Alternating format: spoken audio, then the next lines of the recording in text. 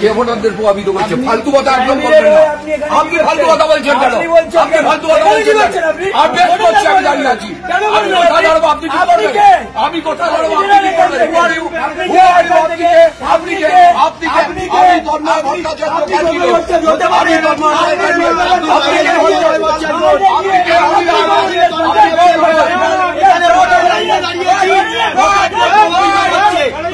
আমরা ভোটের লাইনে দাঁড়িয়েছি, ভোটারদের প্রভাবিত শান্ত মহানগরকে উত্তপ্ত করতে আসবেন না। আরে এখনো তো মারো বছরই ভাই, এখনো তো তুমি ভদ্রলোক, কিন্তু যে আচরণ করলে ঠিক করলে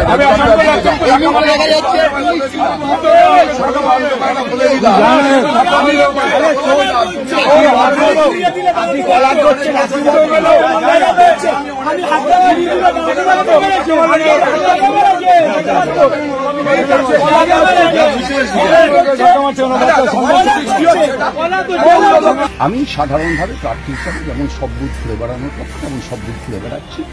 এখানকার শেষ বুথটা থেকে আমি যখন বেরোচ্ছি তখন আমার একটি মানে এই অঞ্চলে আমার পার্টির নেতা, তার মেয়ে ওখানে দাঁড়িয়েছিল।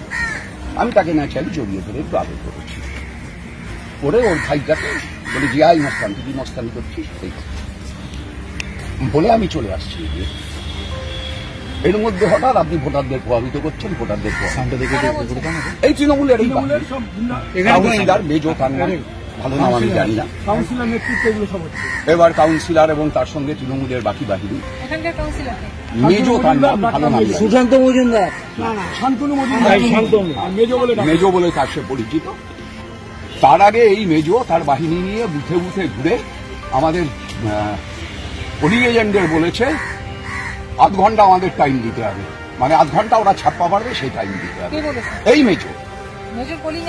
মেজো আমাদের পোলিং এজেন্টকে বলেছে। আমার পোলিং এজেন্টের নাম শিখা দাস, ভেতরে বসে আছে, আপনারা গিয়ে জিজ্ঞেস করতে পারেন, তাকে বলেছে। এটা 14 নম্বর। সেখানে এই মেজো ঢুকে ঢুকে এটা বলেছে, অর্থাৎ ছাপ্পা ভোট দেবে তার অপশন। এখানে উত্তরায়ণ হাউজিং এস্টেটে মোটরসাইকেলে করে 2জন করে লোক নিয়ে যাচ্ছে, ছেড়ে দিচ্ছে, চলে আসছে। আমি জানি না তাদেরকে জেনুইন ভোটার প্রেফারেন্স কোথায়, আমি কোনো অভিযোগও করছি না, সেটা দেখার জন্য পলিটিক্যাল।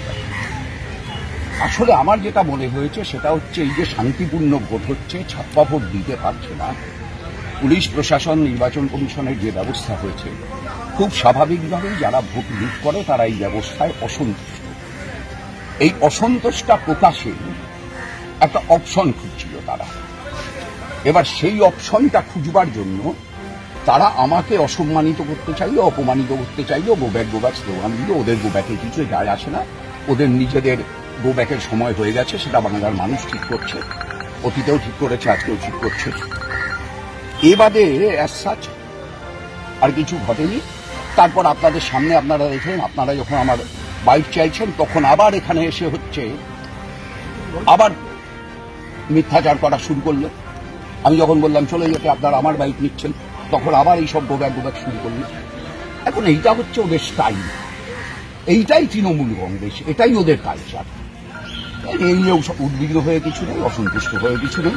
ভোটটা শান্তিপূর্ণভাবে হোক, মানুষ ভোট দিক, মানুষ এই ঘটনা দেখলে, এই ঘটনার থেকে মানুষও বুঝুক